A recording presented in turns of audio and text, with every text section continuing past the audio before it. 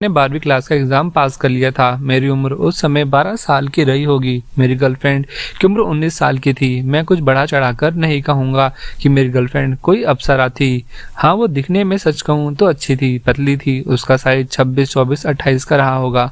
आप सोच सकते हो कि वो कैसी दिखती होगी। दोस्तों, मैं आपको अपनी गर्लफ्रेंड के बनने से लेकर उसकी पहली पिलाई तक की कहानी को विस्तार से सुनाऊंगा। आप मजा लीजिए। मैं हर साल के आखिरी महीने में बस बुक करके सभी लोगों को पिकनिक पर ले जाया करता था। हर साल की तरह इस साल भी मैंने गाड़ी बुक की थी, पर इस बार मैंने छोटी गाड़ी बुक की थी जिसमें बस 10 लोग ही जा सकते थे।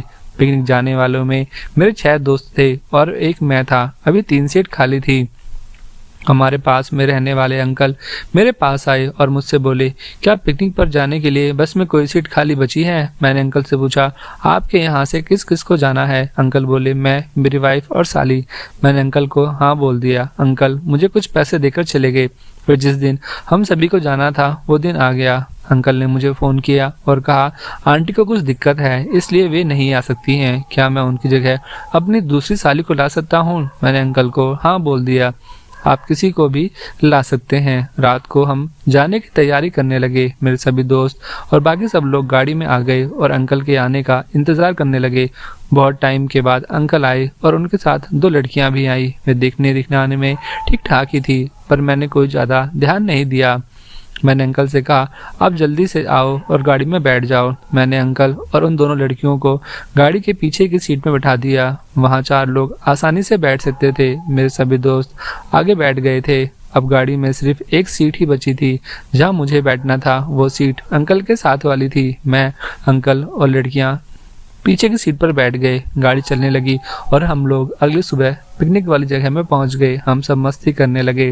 फिर मैंने ध्यान दिया कि उन दोनों लड़कियों में से बड़ी वाली लड़की मुझे देखे जा रही है, पर मैंने उस पे ज्यादा ध्यान नहीं दिया और दोस्तों के साथ मस्ती करने लगा। पूरा दिन हम लोगों ने मस्ती की। रात को फिर हमें घर वापस आना था, तो हम सभी लोग गाड़ी में बैठ गए और वापस आने लगे।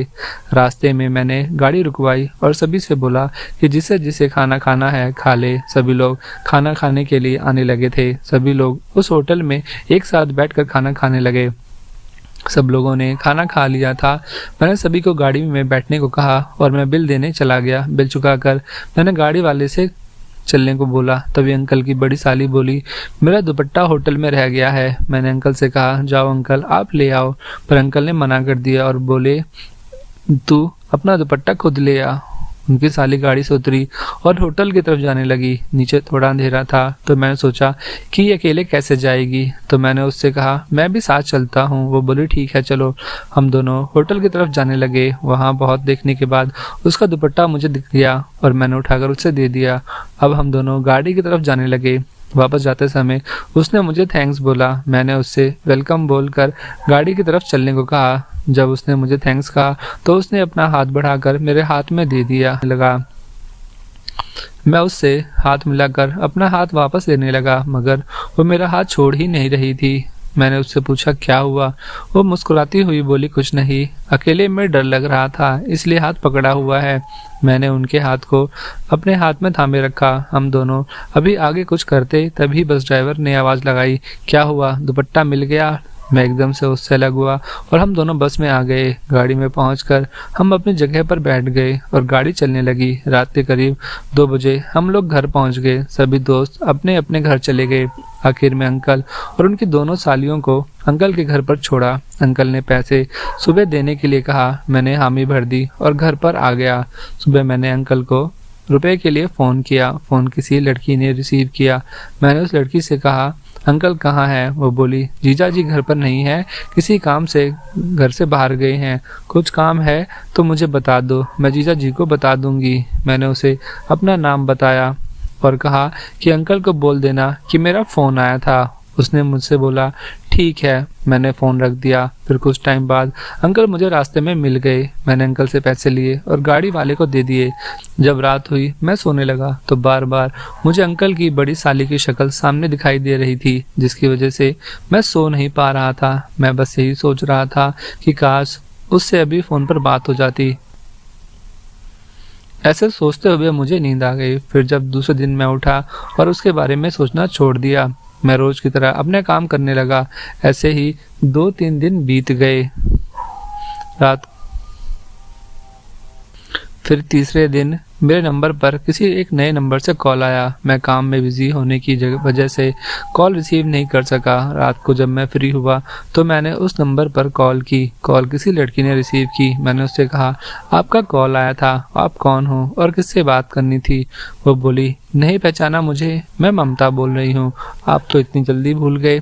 सॉरी दोस्तों, मैं आप लोगों को उस लड़की का नाम बताना ही भूल गया। उसका नाम ममता था। ममता के ऐसा बोलने से मैं उसे पहचान गया। मैं बोला, हाँ ममता, मैं पहचान गया। हाँ बोलो, क्या काम था और तुम्हें मेरा नंबर कहाँ से मिला? वो बोली, मैं क्या तभी कॉल कर सकती हूँ जब कुछ काम होगा। अगर आपको बात नहीं करनी है तो मैं फ़ोन रख रही हूँ। मैंने उसे जल्दी से सॉरी बोला और कहा, हाँ हाँ, हम बात क्यों नहीं कर सकते, बिल्कुल कर सकते हैं, मगर ये तो बताओ यार कि तुम्हें मेरा नंबर कहाँ से मिला?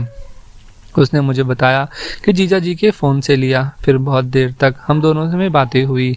उस दिन से हम दोनों के बीच रोज़ बातें होने लगी। वो अपने जीजा जी के घर से अपने घर पर चली गई थी। उसका घर उसी शहर में कुछ किलोमीटर दूर था। एक दिन मैंने उससे पूछा कि तुम्हारा कोई बॉयफ्रेंड है? वो बोली, नहीं। तुम्हारी तो कोई ना कोई गर्लफ्रेंड जरूर होगी। मैंने उसको बताया कि मेरी अभी तक कोई गर्लफ्रेंड नहीं है। वो हम करके चुप हो गई। मैंने उससे कहा, हम दोनों फ्रेंड बन सकते हैं क्या? वो बोली, क्यों नहीं, जरूर बन सकते हैं। फ्रेंडशिप करने के लिए ही तो मैं तुम्हें कॉल करती हूँ, पर डर की वजह से आज तक बोल नहीं पाई। मैंने भी उससे हाँ बोला और हम दोनों के बीच बहुत सारी बातें होने लगी। धीरे धीरे हम एक दूसरे से प्यार करने लगे। ऐसे ही समय बीतते बीतते 1 साल हो गया। फिर एक दिन उसका कॉल आया। वो बोली, मैं मार्केट जा रही हूँ, क्या तुम मेरे साथ चल सकते हो? मैंने उससे हाँ बोला और उससे मिलने के लिए मार्केट पहुँच गया। थोड़ा इंतजार करने के बाद मुझे पीछे से किसी ने आवाज़ लगाई। मैंने पीछे मुड़कर देखा तो मैं सन्न रह गया। वो कोई और नहीं, मेरी जान ममता थी। आज क्या माल लग रही थी वो, मैं तो समझ ही नहीं पाया कि ये इतनी जोरदार माल कैसे बन गई। पिकनिक के बाद से आज मैं उसे पहली बार इस तरह सजा धजा देख रहा था। पिकनिक पर भी वो एक सामान्य सी लड़की दिख रही थी। आज उसे देखकर तो ऐसे मन कर रहा था कि अभी इसके कपड़े खोलकर यहीं पर इसका काम उठा दूं। इतने में वो बोली, क्या हुआ, कहाँ खो गए? मैं बोला, कहीं नहीं, बस ऐसे ही। आज तुम बहुत अच्छी लग रही हो। वो हंसती हुई बोली, आज तुम्हारा इरादा क्या है मिस्टर? मैं तो हमेशा की तरह ही हूँ। मैं बोला, इरादा तो बहुत कुछ करने का है, पर इस समय बता नहीं सकता। हम दोनों हंसने लगे। फिर हम दोनों एक होटल में आ गए। अंदर जाकर मैंने देखा कि उस होटल में हम दोनों के अलावा कोई और कस्टमर नहीं था। मैं अंदर से बहुत खुश था। मेरा मन पागल हो चुका था। मैं उसे लेकर एक कैबिन में आकर बैठ गया और उसे देखने लगा। तभी घंटी बजाकर वेटर अंदर आ गया। मैंने उसे खाने का ऑर्डर दे दिया और उसके जाते ही हम दोनों फिर से अपनी गुटरगुं करने लगे। कुछ देर में ही वेटर हमारा ऑर्डर ले आया और हमें देकर चला गया। हम दोनों एक दूसरे को प्यार से खाना खिलाने लगे। फिर जैसे ही खाना खत्म हुआ, वो उठकर अपना हाथ धोने के लिए जा रही थी। वैसे ही मैंने उसका हाथ पकड़ लिया और उसे अपनी तरफ खींच लिया। वो हंसकर बोली, क्या हो गया? मैं बोला, आई लव यू। वो बोली, आई लव यू टू। उसके इतना बोलते ही मैंने उसे खींचा और वो आकर मेरी गोद में गिर गई। मैंने उसे गोद में बैठाया और उसके गाल पर किस कर दिया। उसने भी मेरे गाल पर किस किया। उसके ऐसा करने से मुझ में थोड़ी हिम्मत आ गई। मैंने देर न करते हुए अपने होंठ उसके होंठों पर लगा दिए और उसे किस करने लगा। पर तभी उसने मुझे धक्का दे दिया और बोली, ये क्या कर रहे हो? तुमसे मुझे ऐसी उम्मीद नहीं थी। मुझे बहुत बुरा लगा। मैं उससे कुछ नहीं बोला और अपना सर नीचे करके बैठ गया। बहुत देर ऐसे ही रहने पर वो मुझसे बोली, सॉरी, तुम्हें जो करना है कर लो, मैं कुछ नहीं बोलूँगी। पर उसके ऐसा बोलने पर भी मैं कुछ नहीं बोला। वो मुझे देखे जा रही थी। अचानक उसने मेरी गर्दन पकड़ी और मेरे होंठों पर अपने होंठ रखकर जोर जोर से किस करने लगी। मुझे भी मजा आने लगा। हम एक दूसरे का साथ देने लगे। हम दोनों बहुत गर्म हो गए थे।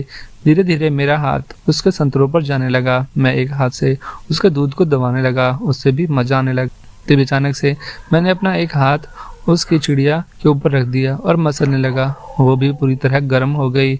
हम दोनों इतना खो गए थे कि हमें होश ही नहीं रहा कि हम कहाँ हैं। अचानक बाहर से आवाज़ आई, और कुछ चाहिए क्या? इतने में हम अलग हो गए और होटल के बाहर आ गए। मैं उससे बोला, चलो कहीं और चलते हैं। वो बोली, अभी नहीं, किसी और दिन, अभी मुझे बहुत देर हो गई है। कुछ दिन में याद कुछ दिन बाद मैं अपनी दीदी के घर आने वाली हूँ, वहीं मिलेंगे। फिर हम दोनों अपने अपने घर चले गए। दोस्तों आगे क्या हुआ वो आपको नेक्स्ट वीडियो में बताऊंगा। अभी के लिए धन्यवाद। अगर आपको कहानी अच्छी लगी हो तो प्लीज़ इस वीडियो को लाइक करें और हमारे चैनल को सब्सक्राइब करना ना भूलें।